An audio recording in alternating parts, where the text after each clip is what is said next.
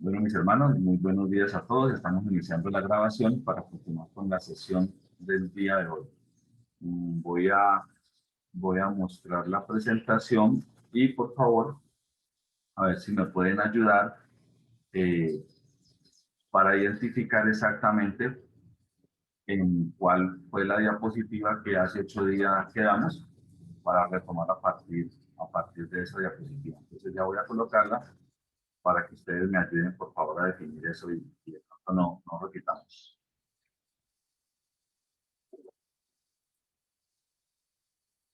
Los masoretas eran los especialistas en el texto hebreo rabínico, ¿sí? Transmitieron un texto de distinta extensión del que había servido de modelo a los de los 70, o la Septuaginta, especialmente en los libros de Samuel, Jeremías, Proverbios, Job, Esther, Daniel, y rechazaron los que en el canon católico era conocido como los libros deuterocanónicos. Los masoretas, tal vez un poquito más atrás, quiero validar a ver exactamente mis hermanos. Bueno, esto habíamos visto esto, que era la destrucción del templo de Jerusalén, que fue un poquito después, en el año 70 después de Cristo. Habíamos hablado de Iva, habíamos visto un comentario de José Salgado. Esto lo habíamos Por visto, ahí, por aquí la estábamos, no Masora. sé, La la Masora Mazora. comienza a desarrollarse alrededor del año 500. Tengo yo por acá mis Oh, escritos. perfecto, aquí está. Muy bien, entonces por aquí. Continuemos entonces. Bueno, la Amazonas comienza entonces a desarrollarse a partir del año 500 de la era cristiana, ¿sí? Y tiene una vigencia larga. Se dice que tiene una vigencia más o menos hasta el año 1000 después de Cristo. Sin embargo, los procesos propios de reescritura duraron mucho más, ¿no? Duraron hasta la imprenta, porque ya cuando la imprenta comenzó a existir, digamos que a partir de ahí pues ya no se necesitó personas que se dedicaran a esta labor de forma manual, de forma como se hacía artesanal pues durante todos estos años. Bueno, cuando se destruyó el templo de Jerusalén, entonces pues los rabinos fueron considerados como los guías, de hecho como los únicos, porque eran como las personas que estaban más metidas pues en el proceso pues de la palabra, de la historia judía y demás.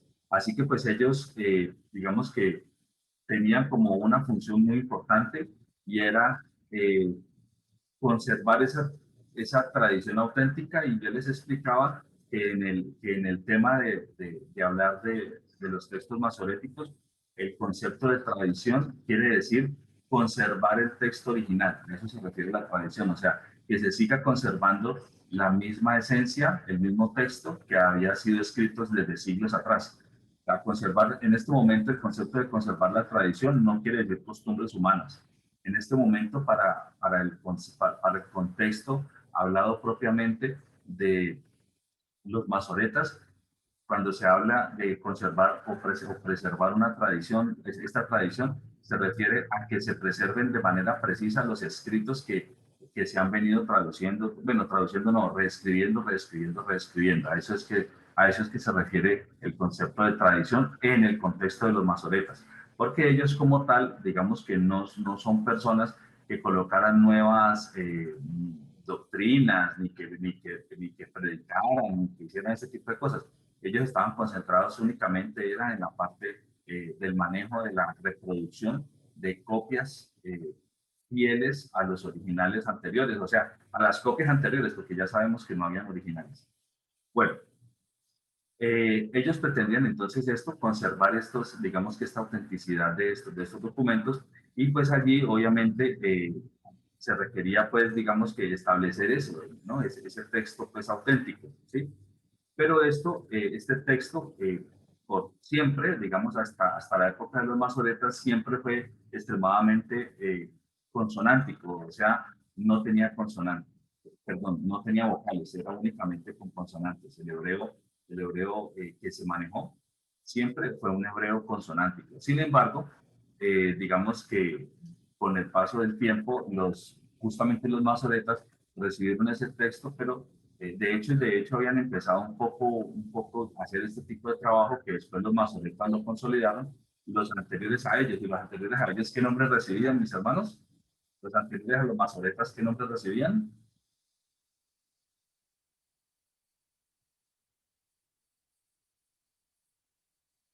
¿Alguien se Los acuerda? soferines. Muy bien, es correcto, los soferines. Es correcto. Ese era el nombre de las personas que se dedicaban a hacer el trabajo antes de que los masoretas, digamos, tomaran esta labor. Entonces, bueno, entonces empezó un poco como con los oferimes, pero se estableció específicamente ya con los masoretas, y es que este tipo de escritura, pues, que se venía dando, hebrea, que es que toda la vida, pues, digamos que nunca tuvo vocales, solamente eran consonantes, pues era así, pues, porque estas lenguas, digamos, de origen semítico, tenían esa característica, ¿sí?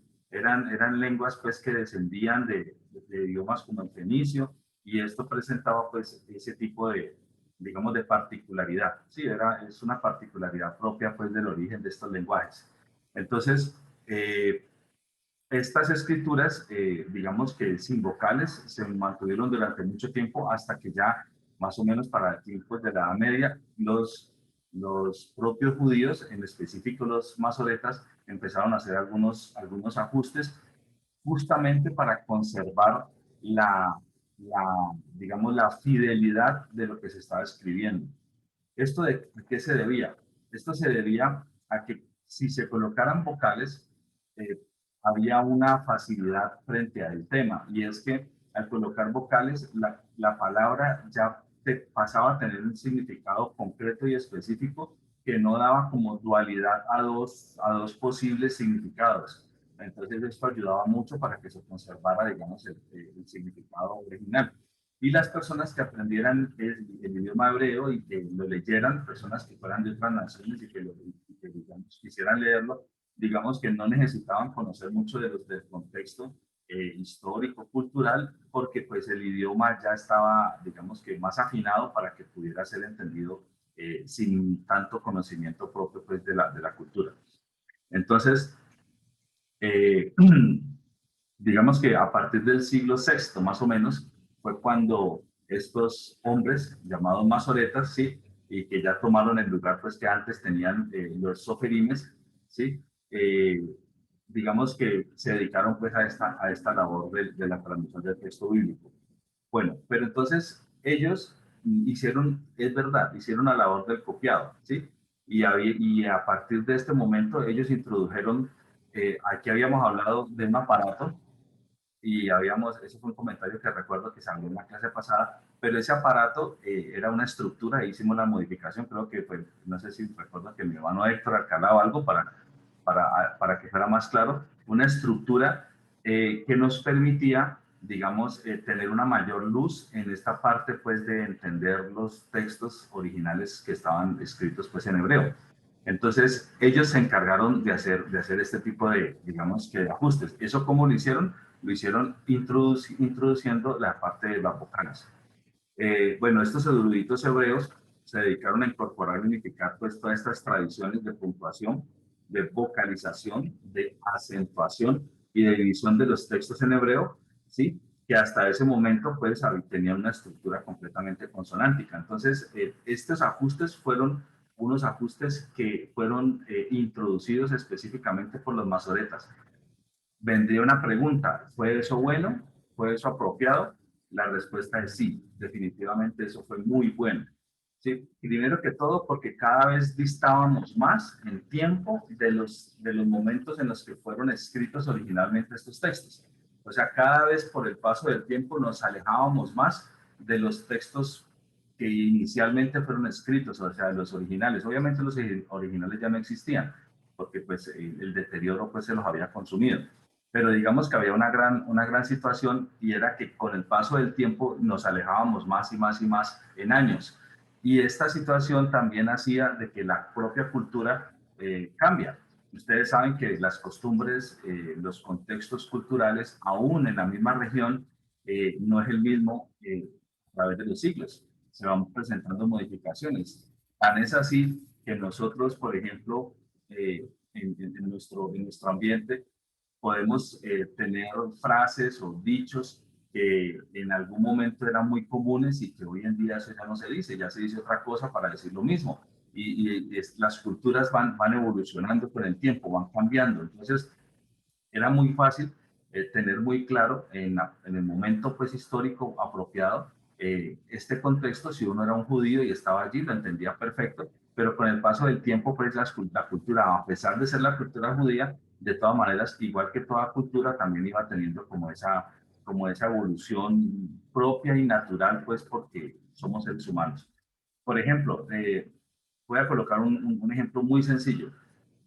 Hace muchos años atrás, a un muchacho muy inteligente que estudiara en el colegio y que era pues muy pilo y que le iba muy bien y sacaba notas excelentes y conseguía digamos que un resultado muy bueno, le llamaban mazo. Uf, este chico es un mazo. Esa era una frase, una palabra pues que se usaba hace muchos años. Pero esa palabra, aunque no quiere decir que no se pueda usar, se usa, ¿sí? De hecho todavía algunas veces se utiliza, pero ya hoy en día no se le dice así a los chicos pues que son muy pilos. Nerds. Es correcto. Hay una nueva palabra heredada de un anglicismo que es los nerds, por ejemplo. Y es exactamente lo mismo. Son los chicos juiciosos, son los chicos que les va bien, los chicos que sacan adelante sus cosas, ¿sí? Nerds. Esa es otra palabra que significa lo mismo, pero es más moderna. Pero hay otras. Por ejemplo, yo me quedaba aterrado y hace un tiempo atrás por ahí escuchaba unos chicos que decían, uy, ese es mucho caballo. Y yo, ¿qué? No, que eso es mucho caballo. Y yo, ¿qué es eso, por Dios? ¿Qué calificativo tan raro es ese? Y resulta que sí, resulta que esa es una palabra que los muchachos utilizan para decir lo mismo, para decir que es un mazo, para decir que es un muchacho muy estudioso, que le va muy bien, que cumple con todo. Entonces, ¿y qué otra palabra han escuchado ustedes para lo mismo, por ejemplo?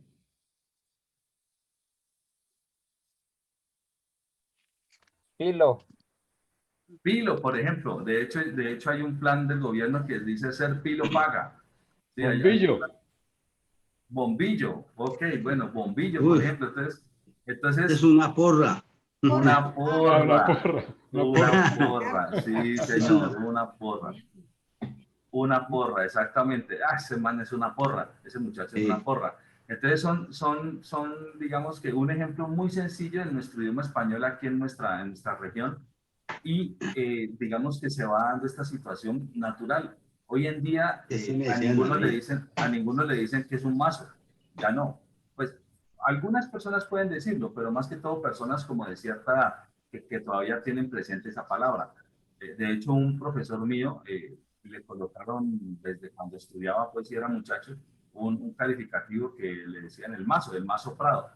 Sí, él fue docente mío de la universidad y fue docente de la Universidad del Valle y de casi todas las universidades de Cali durante muchos años. Todavía sigue ejerciendo, es docente de la Javeriana. Y el Mazo Prado, todo el mundo lo conoce como el Mazo Prado, así se quedó. Ese es como el calificativo que tiene él.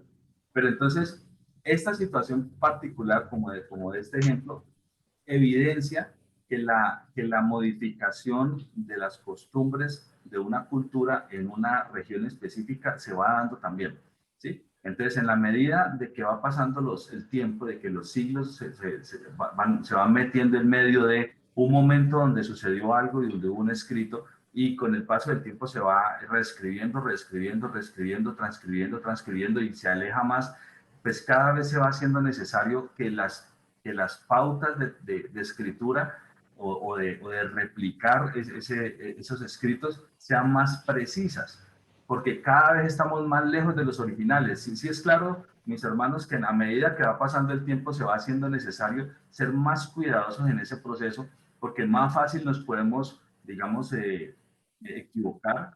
Y como ya estamos tan lejos y en la medida en que estemos más lejos del momento en que se escribió, pues digamos que va a ser más difícil caer en cuenta y corregirlo, ¿sí?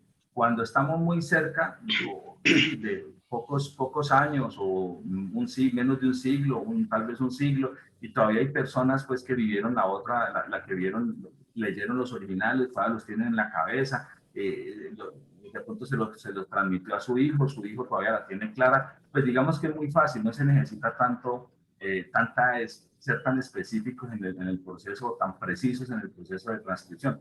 Pero con el paso del tiempo sí. Con el paso del tiempo se va haciendo más necesario ser más estrictos en esos procesos. Y bueno, gracias a Dios, los masoretas, digamos que lo entendieron y ellos mismos, es decir, arrancaron con los oferines, pero los masoretas fueron los que lo establecieron, comenzaron a hacer estos ajustes, y estos ajustes permitió que se pudiera seguir conservando con mucha, pero con mucha fidelidad, textos de muchos siglos después del original, pero con una altísima concordancia con los originales. Entonces, bueno, quiero dejar esa parte clara para que se entienda el por qué con el paso de los tiempos es importante ser cada vez más fieles y más cuidadosos en este proceso, porque nos alejamos en el tiempo y ya las culturas no son las mismas, van evolucionando y es más fácil de pronto entender algo de manera diferente.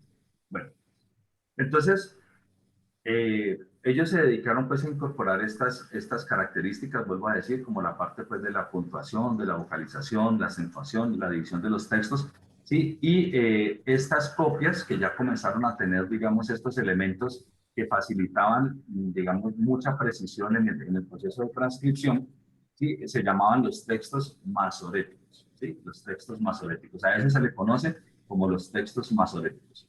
Ahora, ¿son importantes los textos masoréticos? Uy, mis hermanos, más que importantes, son casi que la esencia. Entonces, estos masoretas, ¿sí? O especialistas pues, en el texto hebreo rabínico, ¿sí? Transmitieron un texto de distinta extensión del que había servido de modelo para los 70. Resulta que cuando se hizo el ejercicio de la Septuaginta, se hizo este ejercicio con unos escritos, digámoslo así, pues que eran consonánticos, o sea, no como los que manejaban ya los masoretas tiempo después, ¿sí? Y digamos que hubo ciertas distinciones, ¿sí? En algunos libros, especialmente en estos que están mencionados aquí, en el de Samuel, en el de Jeremías, en el de Proverbios, en el de Job, Esther y Daniel, ¿sí? Y de alguna manera rechazaban lo que en el canon católico sí era conocido como los libros deuterocanónicos, o sea, todos los libros llamados deuterocanónicos definitivamente en los textos masoréticos no los incluyen para nada. O sea, no son parte de la determinación del pueblo judío como textos sagrados. No son. Pero hay que tener en cuenta, y esto es algo que comentamos en su momento cuando estuvimos hablando de la Septuaginta sí incluye una serie de textos más allá de los que fueron aceptados como canon sagrado por los judíos. ¿Sí? O sea, la traducción de los libros de la Septuaginta tienen muchos libros adicionales, no solamente los 60, bueno, no estamos hablando de los 66 libros porque no es la Biblia completa, estamos hablando pues, del Antiguo Testamento, pero no solamente el Antiguo Testamento, digamos, reconocido por los judíos o el que tenemos nosotros hoy en día también, no solamente eso, la Septuaginta tiene otros libros adicionales y esos otros libros adicionales no son parte del canon hebreo reconocido como libros sagrados. Les recuerdo eso, cuando vimos la Septuaginta, comentamos eso y ahorita lo vuelvo a, digamos que a recordar porque los textos masoréticos efectivamente dejaban por fuera completamente esos textos que son llamados por el catolicismo deuterocanónicos o por el resto de iglesias cristianas como textos apócrifos o libros apócrifos. Muy bien. Entonces, allí comenzamos a notar parte de lo que les estoy diciendo, de la importancia de este ejercicio, porque ellos sí trabajaban con los textos reconocidos como textos sagrados.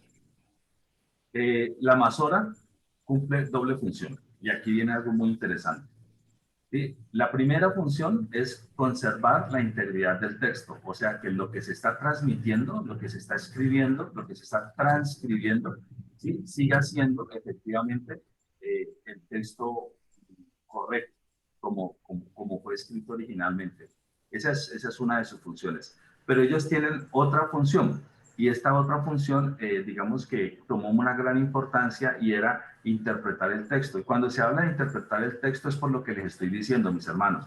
Es porque con el paso de los siglos, las culturas van cambiando Y lo que para una cultura tiene un significado, ¿sí? En otro momento o en otro tiempo puede ser modificado y ya tener otro significado. Y esa no es la idea. La idea es que el significado no cambie, por lo menos no en el entender de lo que se quiere transmitir.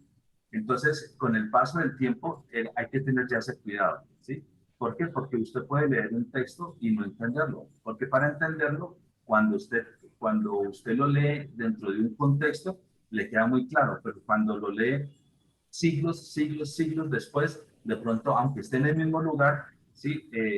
Ya la cultura ha tenido cierta evolución, ha tenido ciertos cambios, ya ciertas costumbres ya han perdido su uso, o sea, están en desuso y ya han entrado otras costumbres. Entonces, todo ese tipo de situaciones hacen que posiblemente algunas frases, algunos textos ya no tengan la misma claridad que tenían para las personas que estaban en el contexto original. Sí es claro para todos mis hermanos esto que estoy tratando de hacer caer en cuenta, y que a raíz de eso se volvía muy importante el que se conservara, o por un lado, la integridad del texto, o sea, que se hiciera muy bien el ejercicio, pero por otro lado, que se conservara, que la gente siguiera entendiendo lo que el texto realmente significa, a pesar de que estuviera cambiando con el paso de los siglos las costumbres de alguna manera y digamos que el desuso de algunas palabras y desuso de algunas costumbres.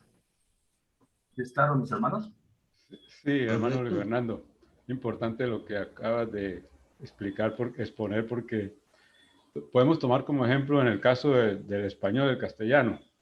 Si uno coge un texto de la época de Cervantes, por ejemplo, de Cervantes Saavedra, no entiende ni jota. Entonces, allí vemos cómo la evolución de los idiomas a través del tiempo van cambiando términos que van cayendo en desuso. Uno lee este libro famoso de El Quijote de la Mancha, y ahí se puede dar cuenta de que mucho no entendemos, estamos hablando portugués o no sé qué era, pero no se entiende, ¿correcto? Con respecto al español que hablamos ahora. Esa era la acotación que quería hacer. Eso es correcto, mi hermano. Mi hermano William Roble, ya como tú te marchas, pues antes de que te marches, iba a hacer esto para el final, pero digamos, aprovechando que el hermano, pues para que también esté presente, bueno, es lo siguiente. Muchas gracias, les agradezco muchísimo. Y bueno, entonces seguimos. Bueno, entonces tenían esas dos funciones, ¿sí? Por un lado, la función propia de la transcripción, que fue la misma de siempre, de los copistas, que primero fueron los escribas, posteriormente fueron los oferines y por último fueron los masoretas. ¿Sí? Ese proceso, todos hicieron lo mismo, transcribir, pero los masoretas tuvieron otra función adicional y fue necesario que la abordaran, porque esta nueva función tenía que ver con conservar la interpretación correcta del texto, a causa de que ya se alejaban siglos y siglos del momento en que fueron escritos originalmente, y con ese cambio, vuelvo y les digo, se presentaban modificaciones en algunas costumbres, en algunas palabras en desuso. Digamos, antes era muy común una costumbre y después ya esa costumbre ya no, y ya entró en vigencia otra costumbre. Entonces, todo ese tipo de situaciones que es natural, que es obvio, y eso se presenta en todas las culturas del mundo, de todos los seres humanos, entonces también se presentaba en el pueblo judío. Y entonces había que, digamos que, hacer un trabajo adicional al solamente transcribir, y era asegurar de que esa transcripción, por un lado, fuera fiel, pero por otro lado, la gente siguiera entendiéndola correctamente, como tenía que ser. ¿Sí? Entonces ahí estaba una segunda función que hicieron los masoretas, que no les tocó a los otros, porque a los otros, digamos, mientras todavía estaban todos como en las mismas costumbres, pues no era necesario, porque todo el mundo la tenía clara, pero con el paso de los siglos ya se hizo necesario. Entonces, bueno, quiero dejar muy en claro eso, porque cuando uno lee los libros o cuando uno consulta, digamos, estas temáticas, no muchos expertos lo mencionan. ¿Sí?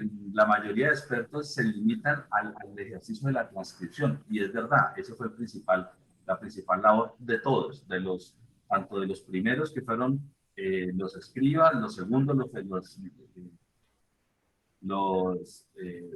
Ay, se me fue la palabra, se- ay, Señor de la Gloria, Ay, los soferines. Soferines. Los soferimes, con M de mamá, soferimes. Los soferimes y ahorita los masoretas. Pero los dos anteriores, los dos primeros, digamos que estaban más o menos en los contextos donde se escribió, en los contextos donde todo el mundo la tenía como clara, porque era todas las costumbres y todo lo que estaba escrito, digamos, era lo que estaba sucediendo y lo que la gente entendía. Pero ya a los masoretas les tocó una época muy posterior. ¿Sí? Y esta época ya posterior ya implicaba esta otra situación. Entonces, bueno, dejando en claro eso, que son puntos que yo en el proceso de investigación voy encontrando que son, ¿cómo les digo, mis hermanos? Sutiles, que se mencionan muy levemente o algunas veces algunos autores ni siquiera lo mencionan, pero que son fundamentales, porque a causa de eso es que los masoretas, digamos que vieron la necesidad de hacer digamos que hacer este trabajo de colocar las vocales y eso, justamente para poder conservar esta segunda función, ¿sí? Que no era solamente la de transcripción, obviamente fortalece la transcripción, pero era también de asegurar que la gente a la hora de leerlo lo entendiera como fue escrito y no lo fuera a entender de otra manera. Bueno, los masoretas quisieron pues reproducir la pronunciación, ¿sí? Que en su opinión era correcta, y obviamente para ello tuvieron que pues inventarse, porque ese fue algo adicional que se colocó, ¿sí? Siguiendo el modelo de los sirios, también de los árabes, de un sistema de signos vocálicos, ¿sí? Que por escribirse arriba o debajo de las consonantes no rompe el texto consonántico. Entonces, cuando usted ve un texto consonántico netamente y cuando ve un texto ya como el de los masoretas, el texto es exactamente idéntico, excepto por unas comitas o unos punticos que se colocan o arriba o abajo. Esa es digamos que la parte que muestra alguna diferencia. Sin embargo, las letras propias siguen siendo las consonantes y están igualitas. O sea, si usted le toma una foto a un texto escrito simplemente de forma consonántica y le toma una foto a ese mismo texto escrito ya como lo escribieron los masoretas, el texto es idéntico, tal cual, el mismo. Una foto del uno es el mismo del otro, pero tiene una diferencia. Pero la diferencia radica es en unos puntos y en unas comitas escritas o en la parte superior o en la parte inferior. Allí es donde se presenta alguna diferencia, pero esa diferencia justamente fortalece que la persona que lo lea lo entienda apropiadamente con el mismo sentido que fue escrito, con la misma palabra que se quiere representar y ayudar pues a este proceso para conservar pues digamos que la fidelidad y la claridad de lo que se está diciendo. ¿Sí? Esto se hizo porque ellos necesitaban darle esta fuerza o este respaldo, digamos, a este ejercicio de transcribir, y de hecho, este modelo también lo utilizan otras culturas, como mencionamos aquí, como los sirios y los árabes. Los árabes también tienen algo parecido, ¿sí? Como unos punticos adicionales que ayudan pues a este tipo de uso de vocales y de puntuaciones. Bueno, los sistemas de signos vocálicos son tres, ¿sí?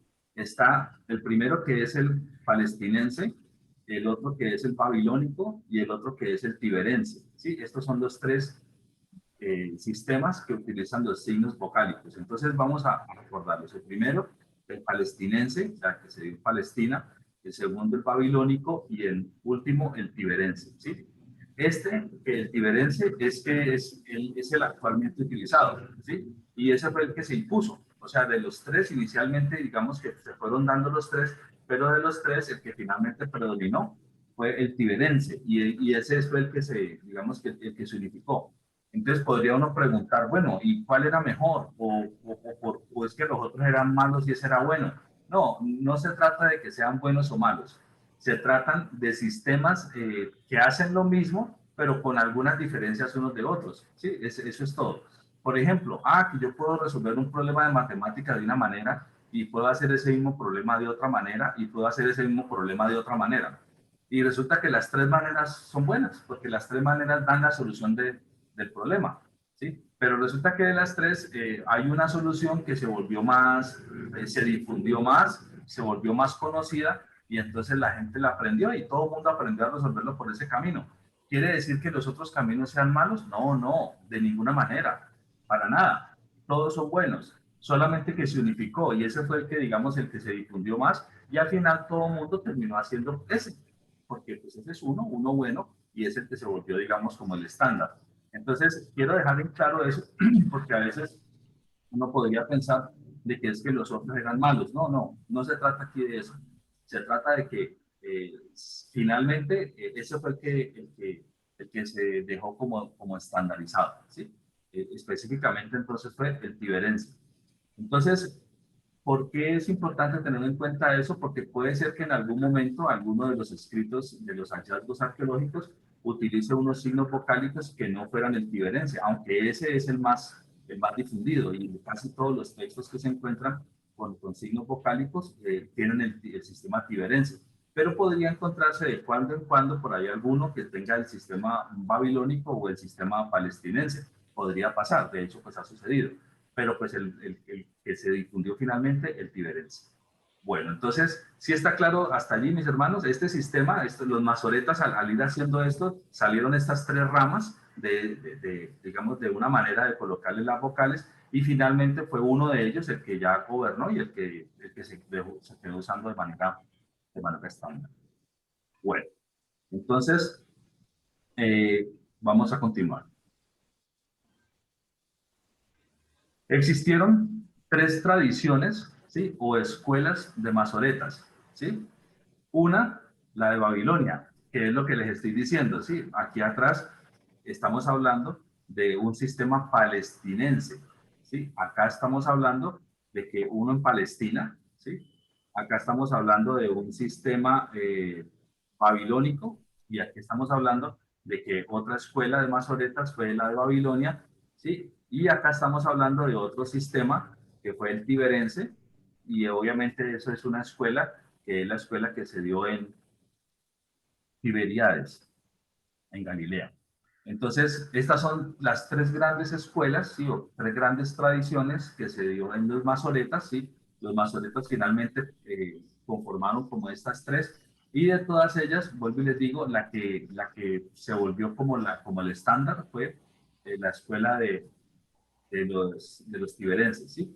De Tiberíades, de Galilea. Bueno, con el pasar de los siglos, fue imponiéndose la tradición tiberiense, ¿sí? En Tiberíades convinieron a su vez dos corrientes, ¿sí? La de la familia de los Ben Aser, ¿sí? Y la de la familia de los Ben Neftalí. Entonces hubo dos grandes familias, la de los Ben Aser y la de los Ben Neftalí.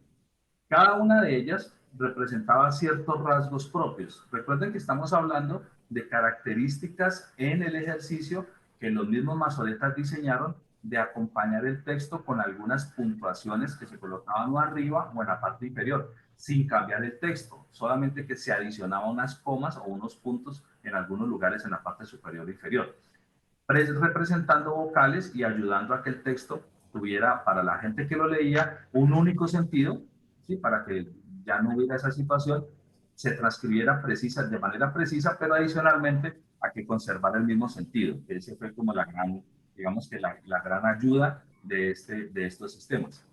Entonces, a eso nos estamos refiriendo. Entonces, en esta escuela, que fue la que quedó predominante, habían dos familias, como dos familias que tenían unas cuantas pequeñas diferencias entre ellas, que es la familia Ben Aser y Ben Neftalí, ¿sí? Muy bien, entonces, entre ambas, ¿sí? La que finalmente prevaleció fue Ben Aser, ¿sí? ¿Esto es bueno? Sí, claro, es bueno, mis hermanos, porque a pesar de que al principio se ven como dos o tres opciones, ¿sí? Después el tiempo va, digamos, unificando y todo el mundo va tomando una. Y finalmente se decide quedarse con esa y entonces se vuelve un estándar. Y cuando es un estándar es muy fácil entenderlo, es muy fácil estudiarlo, todo el mundo lo puede captar. ¿Sí? ¿Por qué? Porque hay un idioma o una manera pues que se vuelve como común. Si hay muchas ramas del mismo se vuelve más complicado, porque entonces usted tiene que tener en cuenta, bueno, ¿cuál es la que estoy leyendo? Ah, bueno, y en la que estoy leyendo, ¿cuáles son las reglas? ah, no, pero este es otra, o de otra escuela, entonces las reglas en esta varían ciertas reglas, otras se conservan, o sea, se vuelve más complicado. Entonces, menos mal que digamos que a pesar de que iniciaron unas cuantas, finalmente se fue enfocando y se fue determinando una para que quedara como estandarizado. Entonces, finalmente fue la de la familia de los Ben Acer, la que prevaleció, este sistema fue el que prevaleció, ¿sí? Este fue el más famoso, y los deben hacer, fue el último expositor pues, de la escuela. ¿Sí? Hay un señor, ¿sí? Pues, un nombre específico que es Aarón Ben Moisés Ben Acer. ¿Sí? Este fue un personaje bien interesante porque este fue el último de esa línea, ¿sí? Que fue el último expositor pues, de esta escuela. ¿Sí? Un señor pues, que digamos llevó como toda la claridad de finalmente digamos que lo que se dejó de forma estándar. ¿Sí? A esta familia se le atribuyen los códices, ¿sí? De Alepo y también el otro códice que es el Código de San Petersburgo, ¿sí? Que son los textos masoréticos de mayor antigüedad disponibles hasta hoy en día. ¿Ya?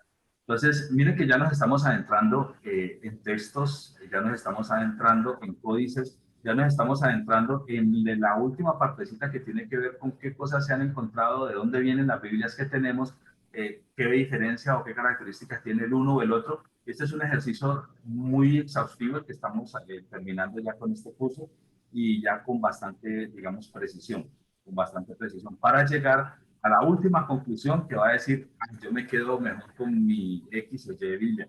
Pero bueno, finalmente la conclusión va a ser que todas son buenas, solamente que hay que tener claridad sobre algunos aspectos. Bueno, entonces, estas familias, sí, como les acabo de decir, fueron las que, digamos, originaron estos códices que hoy en día conservamos. Vuelvo a repetir los nombres, que es el Códice de Alepo y el Códice de San Petersburgo. ¿Sí? Estos dos códices son textos masoréticos. Son textos masoréticos, ¿sí? De la escuela, de la familia de Ben Acer, ¿sí? Que hacen parte de la escuela tiberiense, que fue la que quedó como estándar. Hasta ahí es claro, mis hermanos, porque hay como varias palabras nuevas para tomar nota. Entonces, pues yo igual les voy a entregar este documento, pero siempre cuando uno toma nota, uno interioriza más.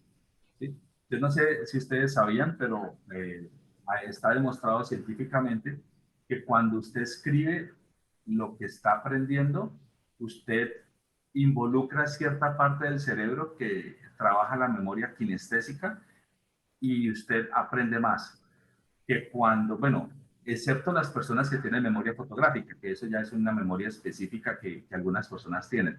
Pero digamos que si uno no tiene memoria fotográfica, escribir ayuda. Y es más, no ayuda tanto escribir el computador. Está demostrado también científicamente. Han hecho varios estudios donde las personas escriben en el computador un texto y en otro momento lo escriben a mano otras personas y se les queda más el proceso de interiorizarlo los que lo escriben a mano. Y entonces es un ejercicio interesante. O sea que es bueno no apartarse finalmente de escribir a mano algunas cosas. Bueno, cierro ahí el paréntesis. Bueno, ¿puedo seguir a la siguiente diapositiva? Sí, señor. señor. Listo, Adelante, gracias. hermano. Muy amables. Bueno, los masoretas asumieron entonces la responsabilidad pues, de hacer estas copias de las escrituras. Estamos hablando del Antiguo Testamento específicamente, ¿sí? A fin de comprobar su trabajo, los masoretas utilizaron diversos sistemas. Entonces aquí yo hice un recuento de algunas cosas muy importantes, porque nosotros tenemos una idea somera de más o menos qué cosas se hicieron para que las transcripciones quedaran pues buenas. Pero aquí aquí saqué más, ¿no? Aquí saqué unas cuantas más. ¿Para qué? Para poder mostrarles que ese ejercicio, mis hermanos, no era un ejercicio pues sano y relativamente bueno. Era un ejercicio pero exhaustivo y les voy a mostrar por qué. Entonces, comencemos. Para no omitir ni una sola letra, ¿sí? Del texto bíblico, ¿sí? Iban al extremo de contar, oigan bien lo que contaban mis hermanos, tanto las palabras como las letras de cada libro. Oigan bien, no solamente contaban las palabras, sino las letras, letra por letra de cada libro, mis hermanos. O sea que ellos sabían el libro de Job, cuántas letras tenía ese libro y cuántas palabras tenía ese libro. específicamente el número de letras también de ese libro, ¿sí? Y después de copiar el libro, contaban las palabras de la copia. Entonces tenían que coincidir el número. Si el número digamos que el que estaba sirviendo de fuente era distinto al número del que estaba haciendo el nuevo, el de la copia, pues encontraban un error. O sea, quiere decir que había un error de transcripción. Entonces, no solamente se fijaban en que estuvieran las palabras, las contaban. Y no solamente contaban las palabras, contaban las letras de todo el libro, o sea, las letras de toda la palabra. Así que ese es un ejercicio bien exhaustivo y es un ejercicio que, pues, que ellos hacían justamente para poder, digamos que tener varias reglas que les ayudara a asegurar que el ejercicio les estaba quedando muy bien. ¿Listo? Al hacer esto, obviamente, ellos allí podían darse cuenta, sí, que no habían omitido ni que habían añadido tampoco una palabra a la copia. O sea, no le metieron una palabra de más o se comieron una palabra. No, no. Sino que, pues, decían, uy, este quedó como tenía que quedar. O sea, con la misma cantidad de palabras y con la misma cantidad de letras que el que estaba sirviendo como de fuente en ese momento. Bueno, ahí va la primera pauta. Ahora, para darnos una idea de lo que hacían los masoretas para preservar las escrituras, ¿sí? Vamos a enlistar, ¿sí?, una serie de condiciones que seguían a la hora de realizar este trabajo, ¿sí? De copiar un manuscrito de las escrituras del Antiguo Testamento, ¿sí?, a otro, pues, a otra nueva copia que estuvieran ellos realizando en ese momento. Entonces, vamos a mirarlo. Miren, estas características nos deben dar pues un alto nivel de la confianza, ¿sí?, en estas traducciones. Realmente yo voy a cambiar aquí, yo creo que me parece más apropiado, en vez de que yo les escriba traducciones, escribirles, regálenme un instante, estoy dejando de compartir un momentico, voy a cambiar la palabra. Sí, exactamente, es correcto, mi hermano, así lo voy a hacer. Voy a hacer de una vez el cambio aquí mismo. Entonces,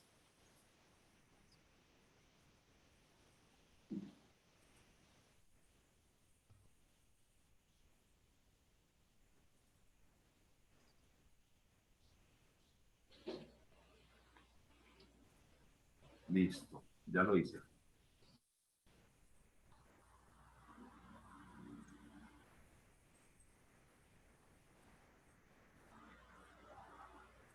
Ya, ahí está.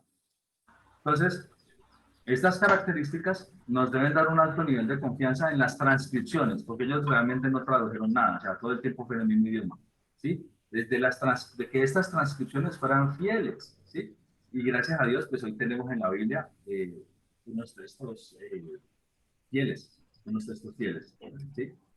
Muy bien.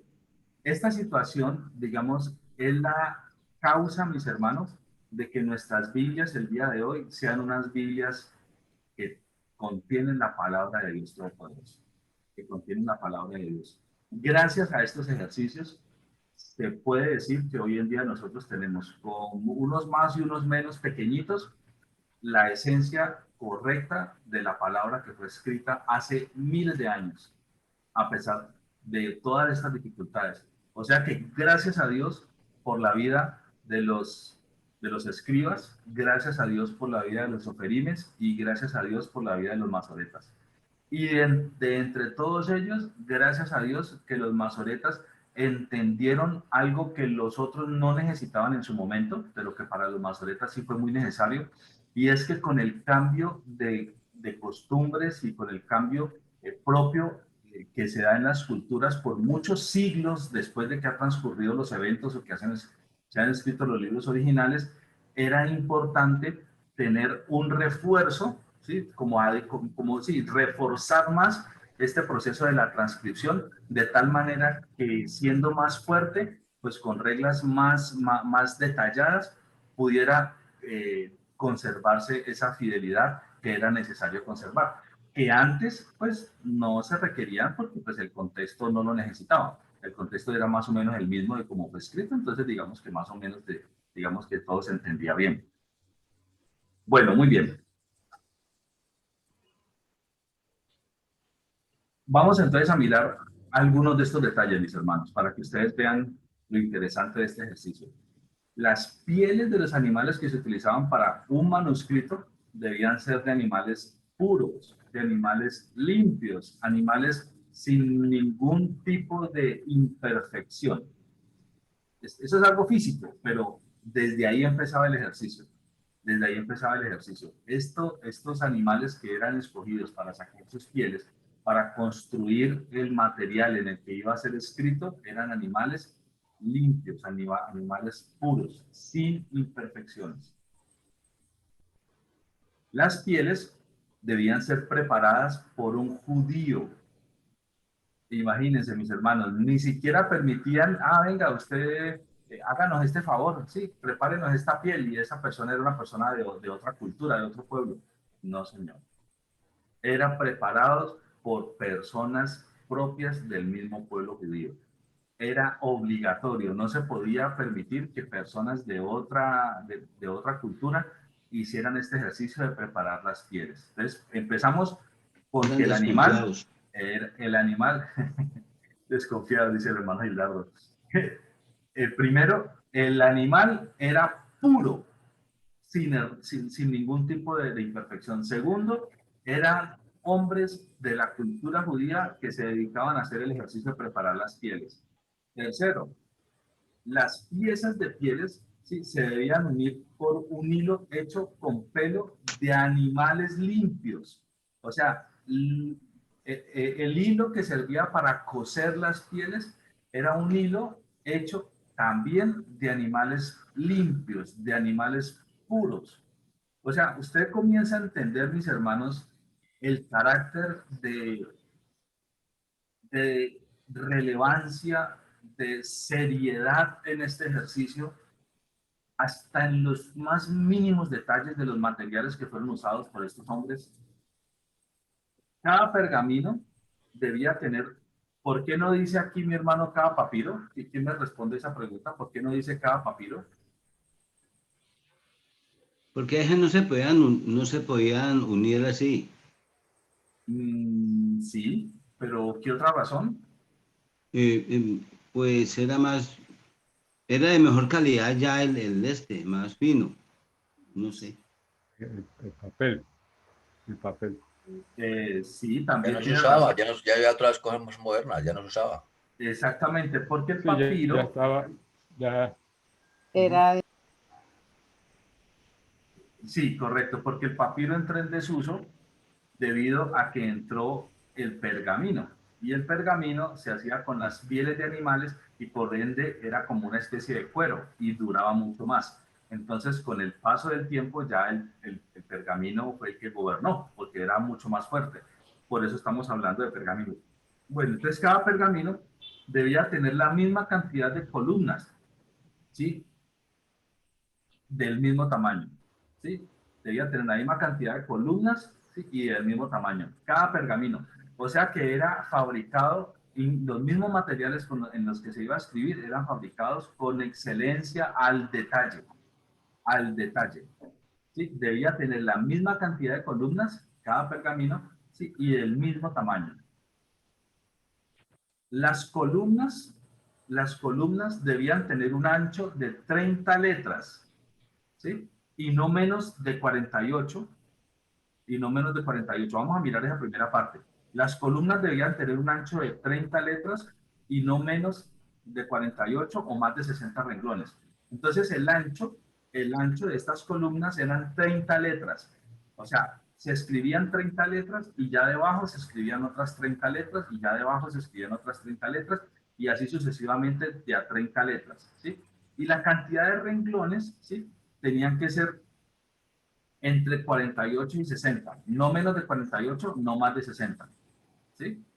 Entre 48 y 60, la cantidad de renglones que se escribían. Entonces eran columnitas todas del mismo ancho, ¿sí? Donde habían 30 letras, 30 letras, 30 letras, 30 letras. Ellos no manejaban los espacios que manejamos nosotros en el idioma español. Por ejemplo, nosotros decimos cómo nos llegó la Biblia.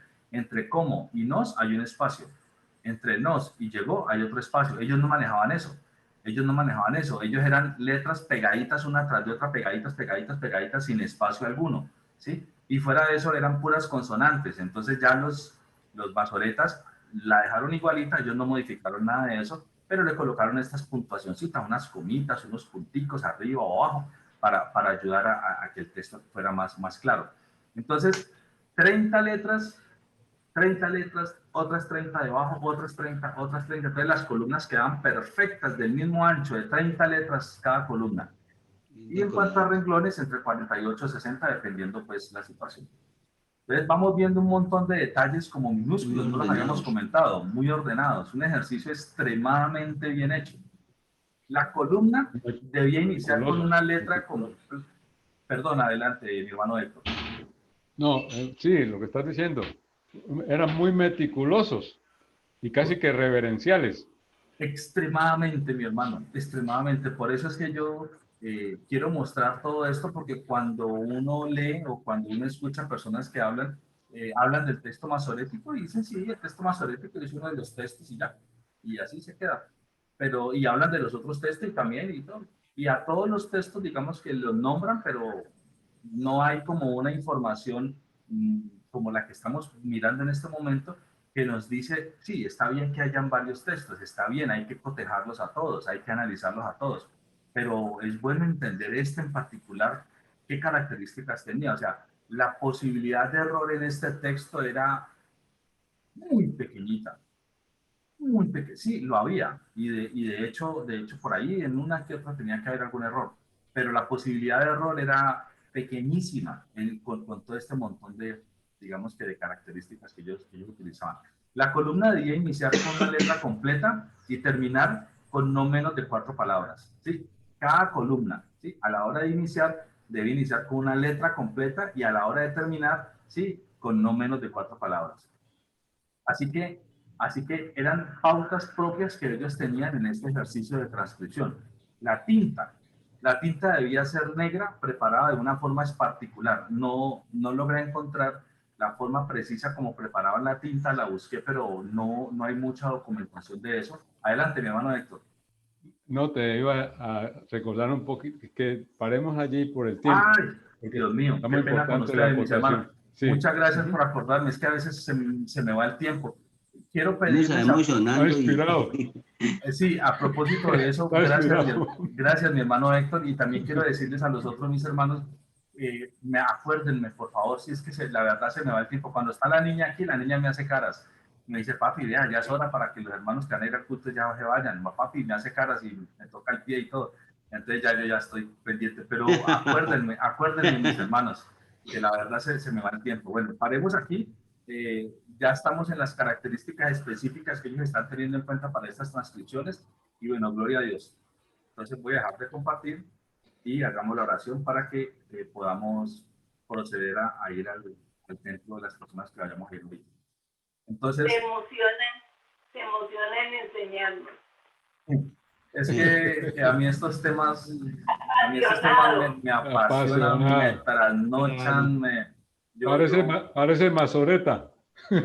Sí, uno se emociona escucharlos y aprender.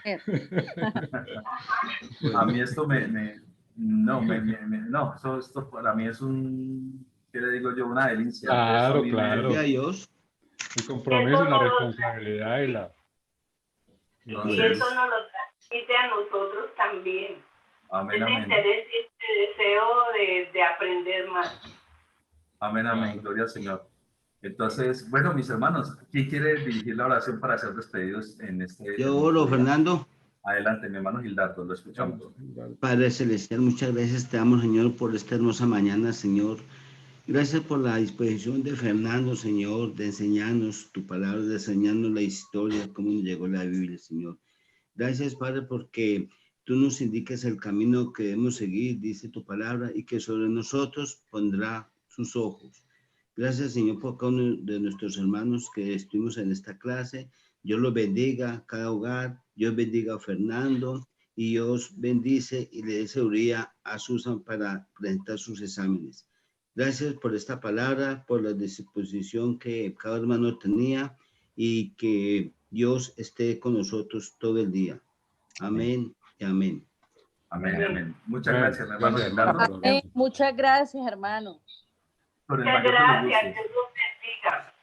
Dios los bendiga. A la hermana Carmen no la había saludado. Muy buenos días y hasta luego, hermana. Muchas gracias por estar allí, juiciosa. Mi hermano Ever Carrillo está en un lugar muy, muy interesante, ¿no? Un lugar bastante musical. Este es el taller de Laura, este es el estudio de Laura. Ah, está muy bonito. Cuando ella ahí. se va para la iglesia y que yo no la puedo llevar, entonces me aprovecho.